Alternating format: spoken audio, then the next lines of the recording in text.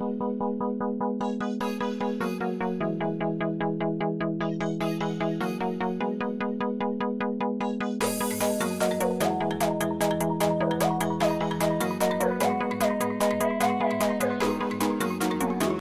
daar ben ik weer. Dit is John. En als kind was ik altijd gek op Popeye the Sailor Man. En vandaar dat mijn liefde voor spinazie ook is ontwikkeld. Dus hier hebben we spinazie. Mijn onderarmen zijn niet zo dik als Popeye the Sailor Man. Maar dat komt nog wel als ik de spinazie op heb. Dan gaan we erbij doen knoflook, shallotjes, groene chilies. En dan weer de mosterdzaad, de komijnzaad. En dan houdt het voor mij wel een beetje op.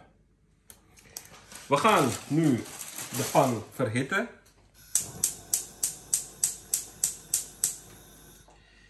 En terwijl de pan verhit, ik ga de knoflook een beetje bewerken. Zodat ik er olie bij doe. De olie is nu op temperatuur.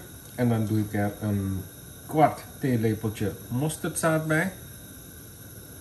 Die gaat straks een beetje sputteren, zoals je dat ziet. En ik doe er een kwart theelepeltje komijnzaad bij. En dat. Als de komijnzaadjes en de mosterdzaadjes een beetje beginnen te bakken, doe je er de groene chilies bij. Dan gaat er nu de knoflook bij.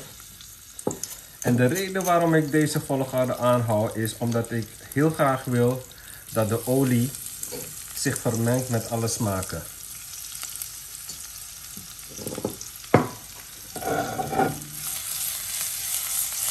De knoflook die ga ik even aanbakken.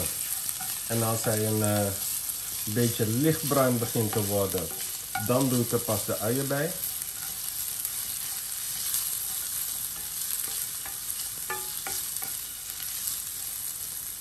Nu gaan de uien, of eigenlijk zijn dat de shallotjes.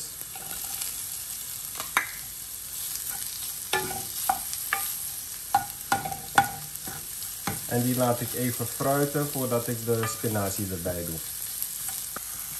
De uien zijn nu een beetje gaar geworden. Ik ga de spinazie erbij doen. Wees er wel van verzekerd dat de spinazie al gewassen is. Je wil geen ongewassen spinazie in je pan hebben. Dus gewassen spinazie en die gaan we nu in de pan doen. Spinazie is nu in de pan. We doen daar een beetje zout bij. En dan gaat de deksel erop. En dan laten we hem een beetje gaar koken. Het volume van de spinazie is nu hartstikke gereduceerd. En ik hou er ook niet van om de spinazie te veel over te koken. Dus hij moet een beetje deze consistentie hebben. Ja, ieder zijn eigen smaak natuurlijk.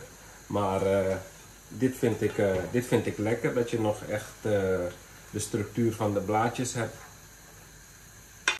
Oké, wat ik niet heb verteld in het begin is, je kan er nog wat aan toevoegen.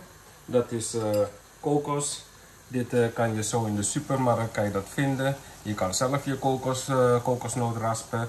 En voordat ik het vuur helemaal uitdoe, ga ik het mengen door de spinazie heen. Dit is een beetje Zuid-Indiase twist. En heel lekker. Meteen nadat de kokos helemaal erin is, heb ik het vuur uitgedaan. En voilà, daar heb je het.